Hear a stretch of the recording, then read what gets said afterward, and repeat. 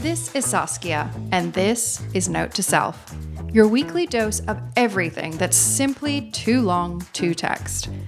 Consider this your personal invitation into my inner circle, where I share my thoughts, feelings, and quiet reflections that usually live inside my Notes app. Thanks for joining me. After one of the happiest weeks of my life, I crashed. I got engaged, came home, and then Jeffrey and I proceeded to fight on and off for 5 days, which felt confusing, but weirdly very human. So this week, I'm talking about the come down after a high, what happens when old fears show up in new chapters, and why every story that moved me over the last 2 weeks seems to come back to the same thing: being seen and finding your voice and not hiding the hard parts. Hi, it's me, Saskia. Welcome to Note to Self. Wow. What a whirlwind few weeks. That's all I can say. So last week I obviously told you my engagement story. Is this ever going to get old? It's so fun to just show the ring. Oh my gosh. But this week, in the spirit of my podcast always being brutally honest, I need to tell you what happened afterwards. Because after the engagement weekend, after all the joy and the love and the Gorgina ring, the family surprise, I was floating. And I expected to kind of float for a while. And I did. But then real life came rushing back in. I went straight into a hectic work week, which also makes me understand why people get engaged on vacation. I did not want that. I wanted to get engaged in New York. But I understand why people do it now, because you get a little ease in with the holiday. But I went straight into a work week. Then we went to see Jeffrey's family for 4th of July, which was awesome. And then by the time we finally got home, I honestly could not move from the couch. I was so overwhelmed. And in a very human, very annoying, very real turn of events, Jeffrey and I fell into old patterns throughout that entire period.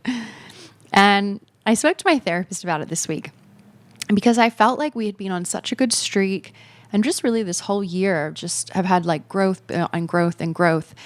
And we'd been arguing less and just having more patience for one another and really feeling this deep partnership.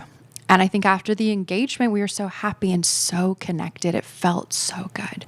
And then suddenly we were back in all this old shit we used to get into. And my therapist said that this is actually really common, which I had guessed, but it was nice to hear her say it. And she says she often sees couples get engaged and then they get into a huge fight a few days later, because as joyful as the engagement is, it's also a massive kind of nervous system moment. And there's pressure, there's this changing dynamic, there's this huge commitment you're making to one another. And I think in my kind of thought is that your body almost goes into this fight or flight. And it's almost like you're testing the waters of are you in this with me, And I could really feel it. I fell into my anxious attachment massively, and Jeffrey fell into his avoidant tendencies. And suddenly, we're not even fighting about the thing we're really fighting about. I think we're fighting from this fear underneath it all. But ultimately, this is why I love Jeffrey so much, is because we both knew we wanted to get out of it. And we both wanted to come back to each other. And I've noticed that through our process of couples therapy, when we do fall into these old patterns, which we are perfect mirrors for each other, as Jay Shetty's framework likes to say, the mirror is often the hardest relationship to stay in, but it is the most impactful in the long run. And we really mirror each other's triggers. And when we've been able to recognize that, we can pull out of it faster and come to a resolution and connection much faster, because we know what we're triggering for each other. And we're not perfect. And I think it's something that I was really reflecting on, is engagements often put forward this sense of perfection, which I definitely did. My posts were all the perfect pictures. But that's why I want to follow with the podcast of the reality as well, is that things may be perfect, but no relationship is perfect. And I was really proud of how we've come out the other side of it. That's why I am here to do this podcast, is because I so often felt probably an incorrect sense of what relationships could be like based on how they are portrayed in pop culture and through what we see on social media and even with our friends. So sharing the truth here at Note to Self, and we're back in a good place. And I love that for us. But we're back to our regular scheduled programming after 2 weeks of different episodes where we had the Love Island deep dive with my sister. Let me know if you liked that.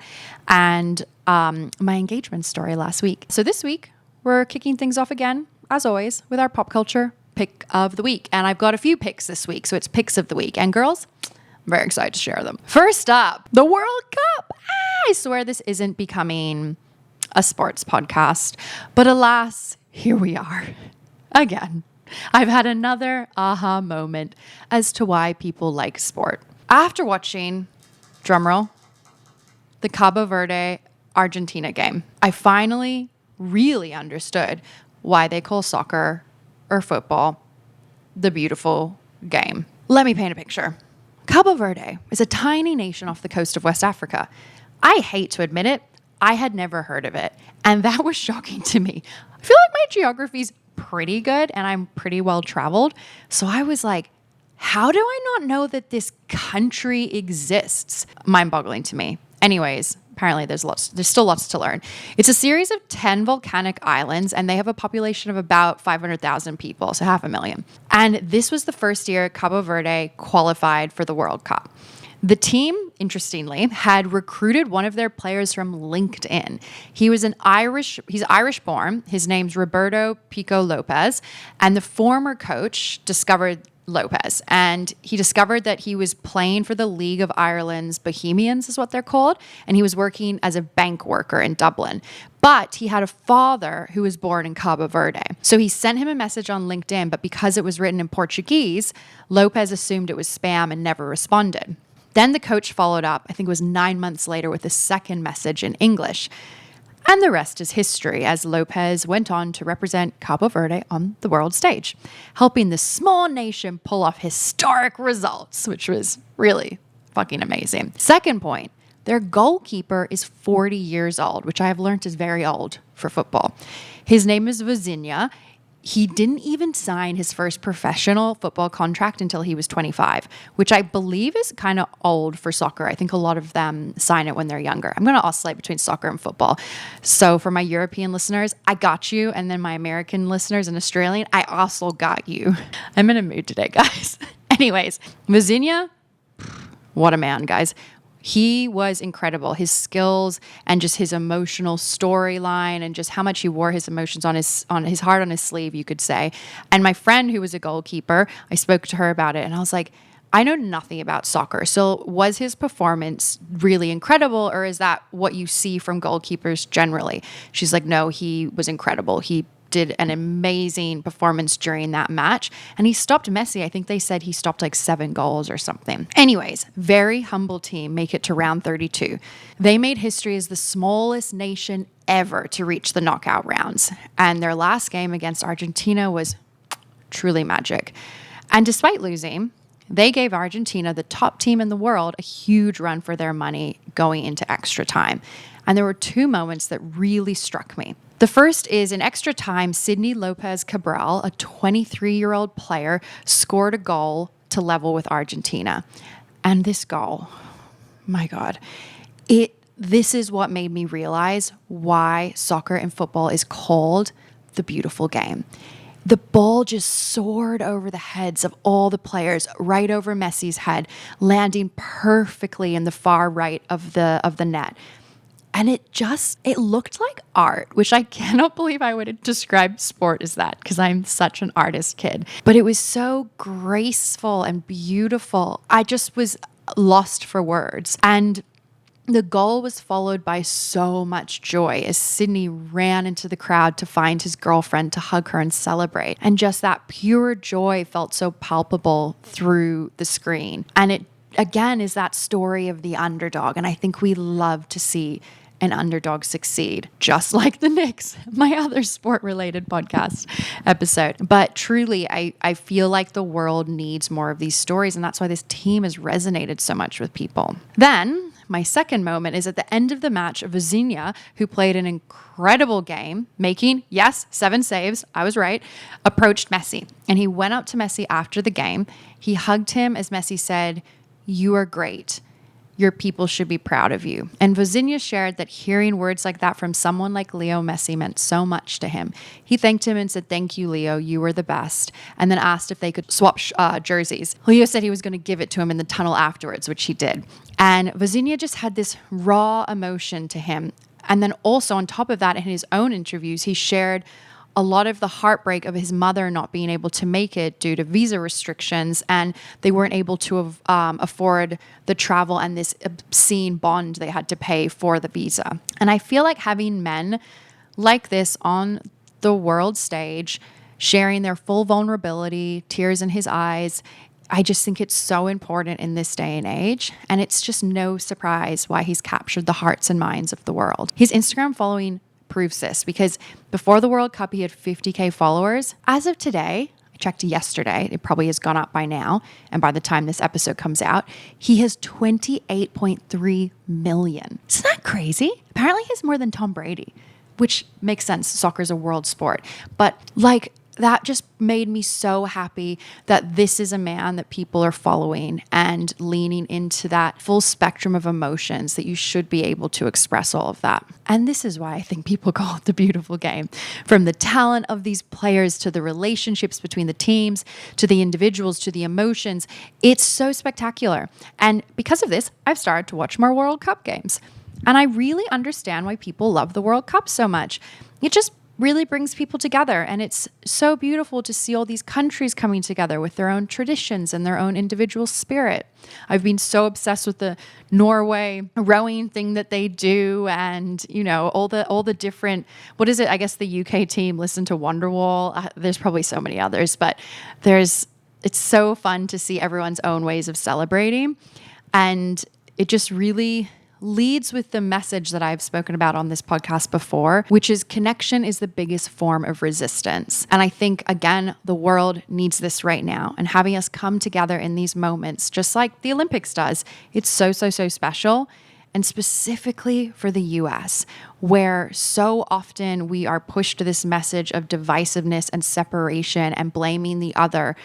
And this World Cup, seeing all these nations come to the US and so many Americans welcoming them and showing our traditions and sharing their traditions. This is why we should not be listening to leaders who are pushing the message of divisiveness, because clearly people don't want that. So that's my sports segment for today, guys. And maybe I'll just start doing a sports corner. Get ready for people to hate me. Oh my God. I have to tell the girlies who listen to this podcast, sorry boys if you're there too, but when I posted the video about the Knicks and feeling like our collective energy helped them win, I had comments from dudes that are clearly big fans just being like, "This is so stupid." And I was like, "This is not for you."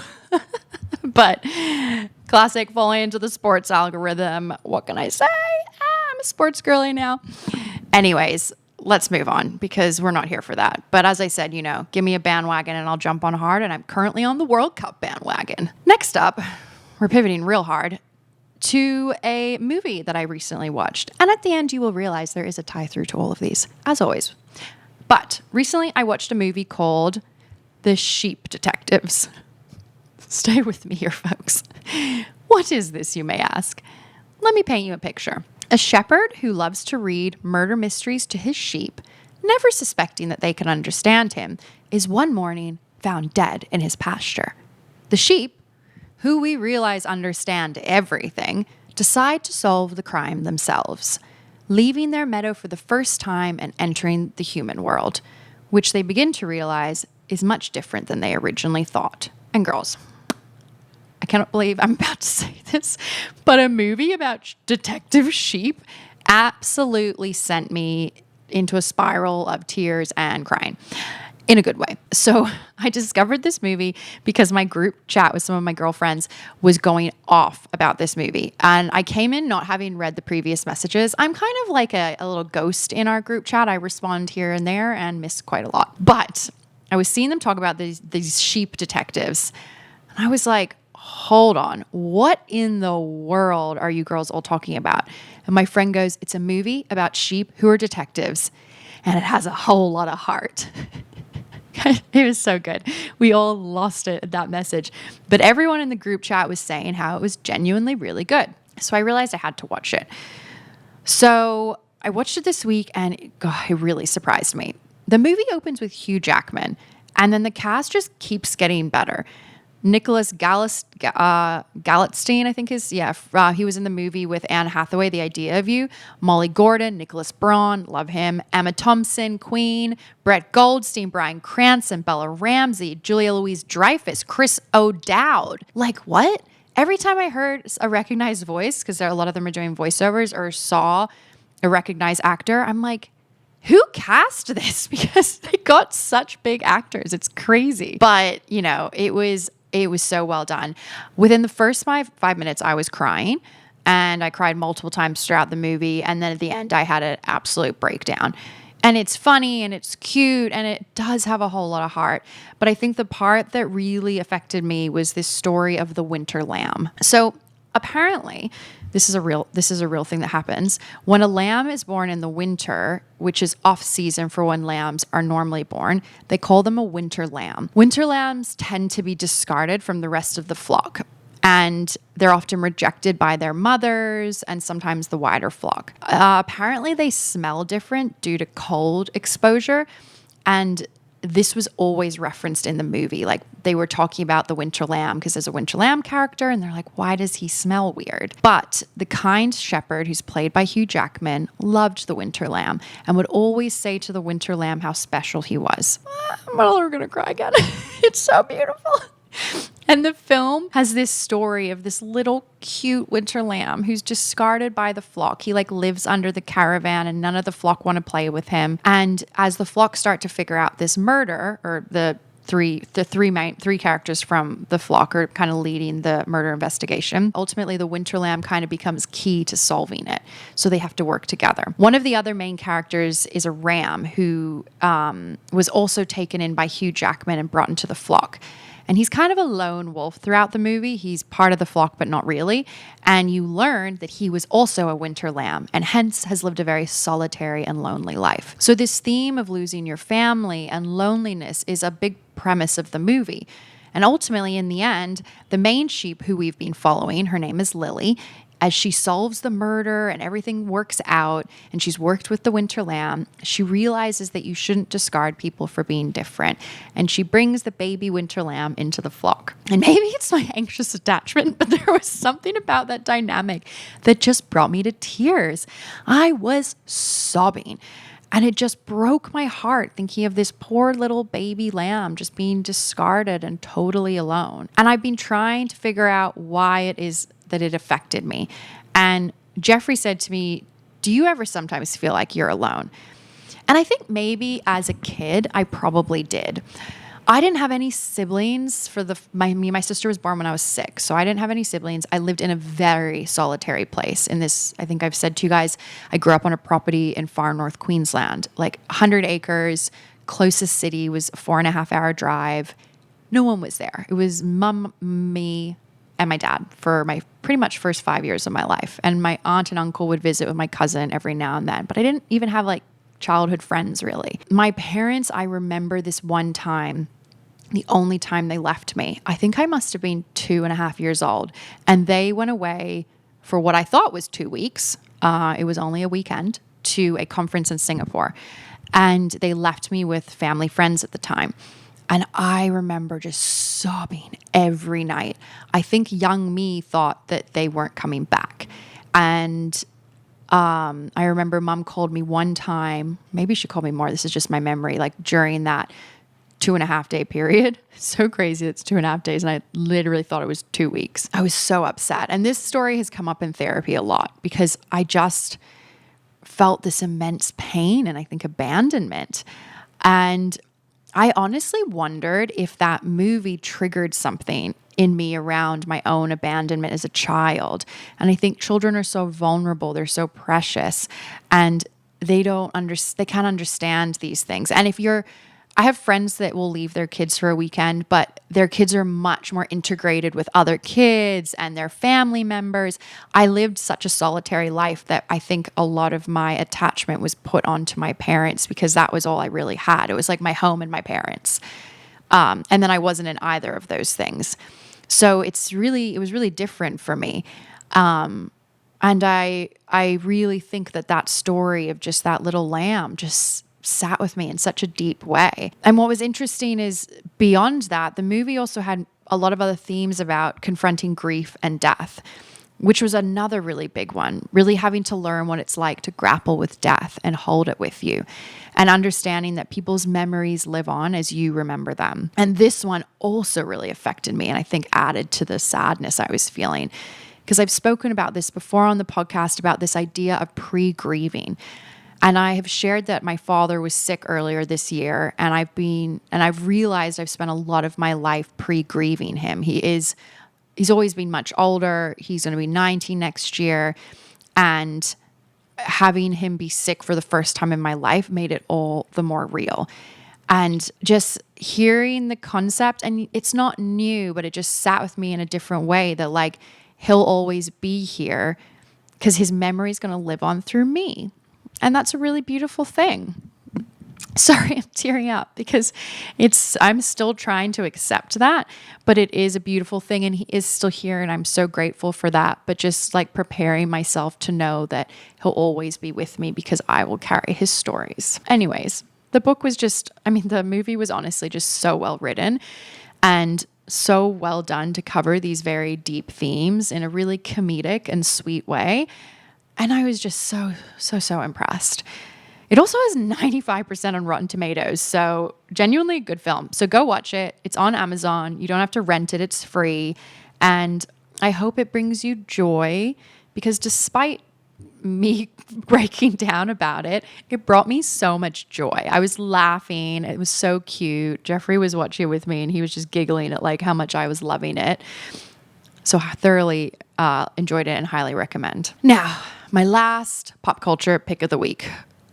Getting back into it as I took a little interlude with my feeling sad about my dad. But hey, Dad, I know he listens. Love you. I want to dive into a book I recently read, and it's called Strangers, a Memoir on Marriage. It's by Belle. Wow. This book. Wow. That's all I can say. I read it in 2 days. I ate this book up. And PSA, there's going to be spoilers in this section because I'm going to talk about the central premise of this book. But I think that even if you know what the book's about, it's still amazing. I mean, it's a memoir. So if it's not like she's a super public figure, but a lot of these things are public knowledge. Anyways, let's dive in. So the author Belle was from a very privileged, classic New York, old money family. It really reminded me of like the Kennedys in a way. Her mother was a highly successful urban planner, and she was a civic leader in New York City. And her father was a Vanderbilt descendant, and he was a well-known financier and politician, and he also owned and published The Village Voice. Iconic publication in New York City, for those that know the history of New York. Her parents, when they were together, were apparently very much considered the glamorous it couple of the 60s and 70s in Manhattan. And on top of that, Belle's grandmother was this legendary socialite and fashion icon, and her name was Babe Paley. So she came from this very known, long, rich history New York family and was raised in Manhattan. And early on in her career as a lawyer, she met her husband, James. That is not his real name. It is the name that's used in the book. Strangers, a Memoir on Marriage is Belle sharing the story of her divorce to James and the collapse of her marriage. You're taken into the inner workings of her mind and the absolute destruction that this divorce caused in her life. I think what struck me the most with this book is how heartless and cold her ex-husband is. One day, Belle gets a call from an unknown number in the early days of COVID. I think it was March. And they're at their house in Martha's Vineyard. She doesn't pick up this phone, and instead it rings again. And eventually the person leaves a voicemail. The voicemail says, "I'm trying to reach Belle. I'm sorry to tell you this, but your husband is having an affair with my wife." Her heart stops, but she trusts that James must have an answer. And when she confronts him, he does. He says it only lasted a month. He was so sorry. He still loved her. It meant nothing. He was very emphatic about her being the priority, and he wanted to be with her, and this was over. So you think, okay, maybe this story is going to be them working through what this is. The next morning, early in the morning, she wakes up to find James packed with a bag, and she explains how he had this expression on his face that she had never seen before. They were married 20 years. She's never seen this expression. He looked entirely different from how he looked the night before. She said she knew before he even spoke that something had changed. And he said to her, "I've decided I want a divorce. I'm leaving. You'll be fine. You're still young." He shared that he thought he was happy, but he wasn't. And I quote, "I thought I was happy, but I'm not. I thought I wanted our life, but I don't. You can have the house and the apartment. You can have custody of the kids. I don't want it. I don't want any of it." God, brutal. Absolutely brutal. Imagine that. They were married 20 years. I just can't imagine the night before he's telling you 1 month thing, it will never happen again. And then you wake up to him literally abandoning your entire life and kids, saying he doesn't want them during a global pandemic. They had 3 kids. Their youngest daughter was 12. The middle one was 15, and the oldest son was, I think, 17. But what type of headspace do you have to be in to truly just say, I don't want it. I don't want the kids. It was just so wild to me. And this is within the first 6 pages, and my mouth was dropped. Literally, it just kept dropping. I could not. I'm on the beach reading it over July 4th weekend, and I was like, Jeffrey's like, "Are you okay?" I was like, "This book is crazy." So the book just kicks off with a bomb. And from there, she takes you through the process of loss and her trying to grapple and understand. One, where did her husband go? The man she spent the last 20 years with and fell in love with, who they seemingly had a very happy relationship. And 2, why did he leave? Why? There was no explanation. So as I mentioned, keep in mind, this is March 2020, right at the start of COVID. So he doesn't just leave her, he leaves her in isolation with 3 children, no access to him, and no explanation. He becomes almost completely unreachable after this. His family cuts her off, and she's trying to process the collapse of her marriage while also protecting her children from the pain of what actually happened and not wanting to shit talk their father for them to have a relationship with him. And what makes, the book so devastating is that Belle not only writes about the divorce, but she moves back and forth between present day and the destruction, and then the life that they had before from when they met and what they've built together, as well as her own kind of upbringing with her parents. But she shares the warmth and the coziness and this New York world, the summers in Martha's Vineyard, the version of this marriage that just felt so beautiful and safe. And it has that very old New York American family myth, that kind of cozy quality to it, which somehow just makes the abandonment feel even colder. So as a reader, you're not just watching a woman lose her husband, you're watching her try to understand how the life that she thought she was living has just disappeared overnight. And one of the most devastating parts of the book is watching Belle realize how much power she had given away inside this marriage. So you find out that their prenup said that anything in their individual names stayed individual, and anything in both of their names would be split. And this was something that he requested they add to the prenup. It wasn't something that was in her family prenup. Most families of this wealth have a prenup they all use. He asked to add this stipulation. And because she believes they were building a life with her partner, she was the one who used the money from her trust fund to buy their Manhattan apartment and the Martha Vineyard house. Must be nice guys, honestly. Anyways, no, I don't want this at all. But sounds lovely to have those 2 properties. But she used her trust fund to buy those homes. And she put them in both of their names, albeit it was all her own money, which emotionally makes sense. I probably would have done the same. It's our life. We're building things together. We're each contributing in different ways. This is your person. You're married. You're building a family and a life together. But when the divorce happens, he tries to claim half of those homes.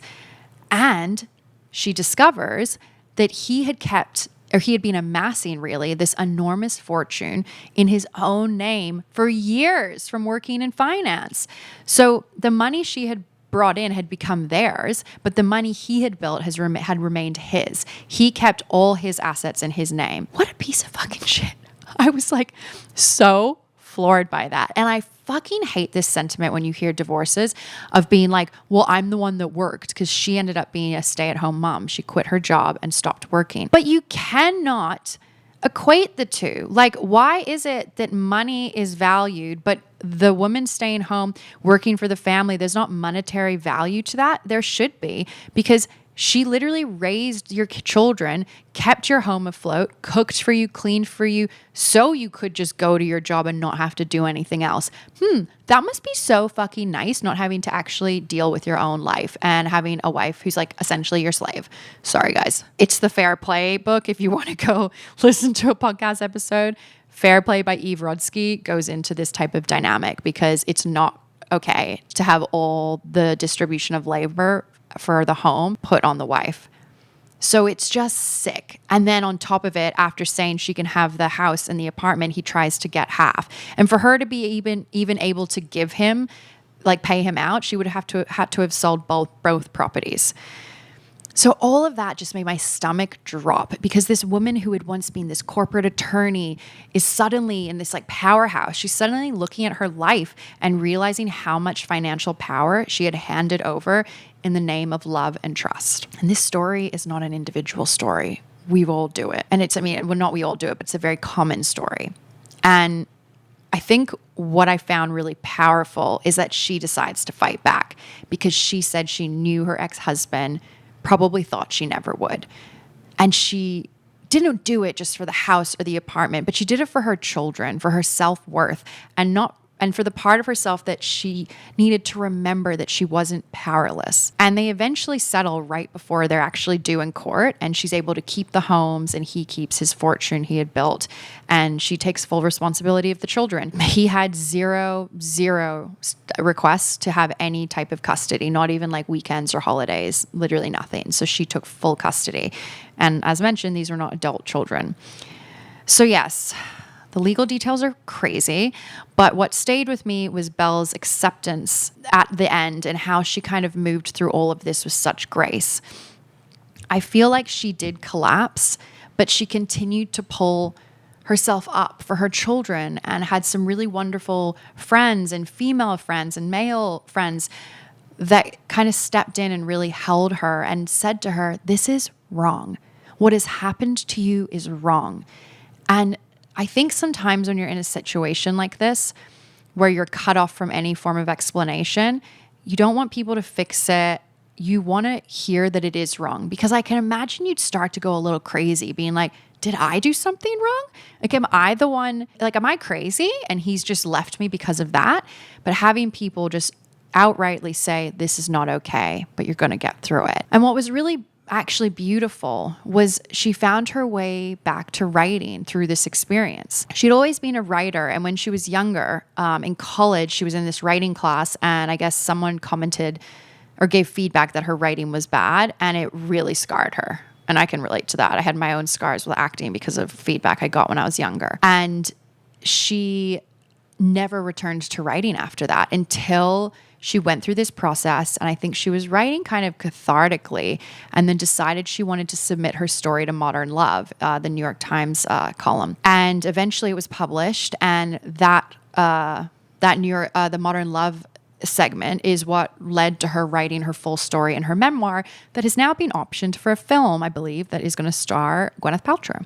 So read it before the film comes out. But honestly, the biggest takeaway is looking back, she realized that there was a pattern in her family, in the women of her family, women who've been cheated on and divorced and discarded.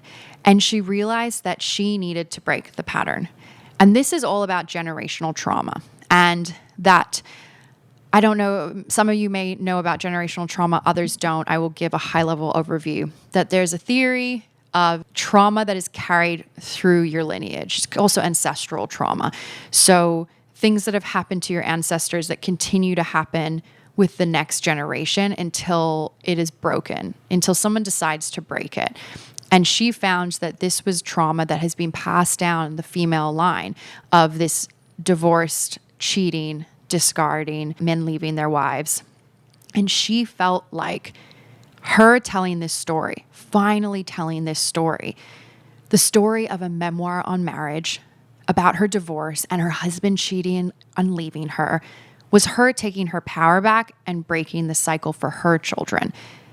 And they would look back and be so proud of their mother for sharing her side and her words, because her whole story was taken from her when he walked out that door and gave her no place to speak. I couldn't put it down. It's so powerful. You feel it through the pages. I loved it. And I think this is just why people tell vulnerable stories. And it made me remember why I tell vulnerable stories on the podcast, because it makes people feel less alone. The amount of comments she said she got from people who've gone through a similar thing, who've gone through the divorce and have been left alone and discarded, and the women in her family who all said to her they were nervous about her sharing her story. They didn't want her to publish it. But when she did, they all said how cathartic this was and that they healed from her sharing it too. How beautiful is that? Because she fucking broke the cycle. I have my own cycle in my family that I'm working on to break. And I'll talk about it in another podcast because generational trauma is so interesting. And I probably want to get a little more info from my therapist before I dive into it. But there's some really interesting, what am I trying to say? Information around generational trauma. But truly, this woman, I thought it was a choice to read it after getting engaged, because I was sharing it with Jeffrey and I was going and kind of looking at him and being like, are you going to wake up one day and be a different person? I think so psycho. But what was really helpful for Belle to explain that is that people kept asking her, like, were there any red flags and signs? And I thought it was actually really beautiful, because she shared in a way that, waking up one day and him just pivoting like this was actually better than her marriage falling apart over years, because it didn't destroy any of the 20 years of happy memories they had. And they had this joyful marriage with their family. She said she would have rather him change his mind like that immediately than it be years of it falling apart and it damages the kids. And it's just this awful 3 years where you do forget about the previous happy memories. But she did say one thing, and she said that, upon reflection, and I think it was she hinted at it. I don't know if she ever really directly said this, but this was my takeaway, is that he always had this side of him, her ex-husband, that he never shared. It was almost like there was this kind of glass wall between them. And I think you kind of start to learn that maybe it stemmed from his own childhood, and he had a lot of emotional trauma held in. And we've seen this story play out time and time again, where a man goes through a midlife crisis. And why do these midlife crises happen for these men? I think it's because they're not dealing with a lot of the emotional turmoil that every single one of us have. And as women, it's not just going to therapy. Everyone should go to therapy. But I also think women talk more about their feelings to one another. So even if you're not in therapy, you're still having a cathartic release because you're talking to your friends about how your emotional inner world. I don't believe men do that as much. So I think men start to feel very alone and feel this need to be like, I just need to change something or do something drastic to kind of get maybe away from the feelings that are starting to come up. That was kind of my thought process, as if he never really expressed himself. And that's why, back to my question of, are you just going to wake up one day and be a different person, to Jeffrey? Is he's not like that. And I love that about him. He has his own, insecurities with sharing things, but he goes to therapy. We go to therapy together, and he's gotten so much better at sharing his emotions. And I love that, because I don't think it would ever happen where he'd wake up one day and be a different person, because we talk so much about how we're feeling. So honestly, I encourage you to read the book. Even if you're married, if you're not married, if you're single, whatever, I think it's just a really fascinating memoir. And I've just been so obsessed with memoirs recently, generally.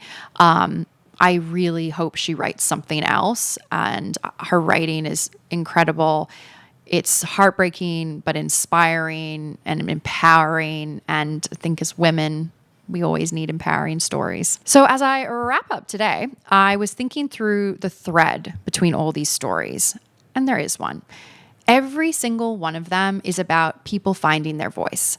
The Cabo Verde team is finding their voice on the global stage, being recognized for their work as a team. The sheep detectives are finally bringing in the winter lamb who is ostracized, and the lamb is able to find his community. And with that, he finds his voice. Finally, there's Belle, who went through one of the worst experiences of abandonment, but it led her to share her story and her voice in such a beautiful way. So yes, the sheep detectives is a funny one to tie in. But I swear, when I started to look at these three pieces, I was like, wait, there is a thread here. And I think that's why I was so affected, because it's all people sharing their stories. And these moments just resonated with me. And ultimately, I think the biggest takeaway from life is to share your voice and your stories. And don't let anyone silence you. Trust that by sharing, you're helping people around you. Whether you're doing it on a public stage, in a memoir, on the bloody World Cup field, or just with your friends. Because I think the more we stop hiding the pain and the things we're going through, the better we're going to feel and the more impactful we will be to the people around us. Because I find we always share the happy moments, but we don't always share the hard ones. And I also give grace, because sometimes it is also exhausting to share those. But even just one person to talk to will help you and probably help them. So I leave that with you today, my fellow listeners. As always, comment, like, subscribe. Please share with your friends. Send it in your group texts. That would be so helpful to me. If you love the podcast and you enjoy it, send a link to the episode in your group text. I know you all have them. Anyways, I love you always. Thanks for your support, and I'll speak to you next week. Bye.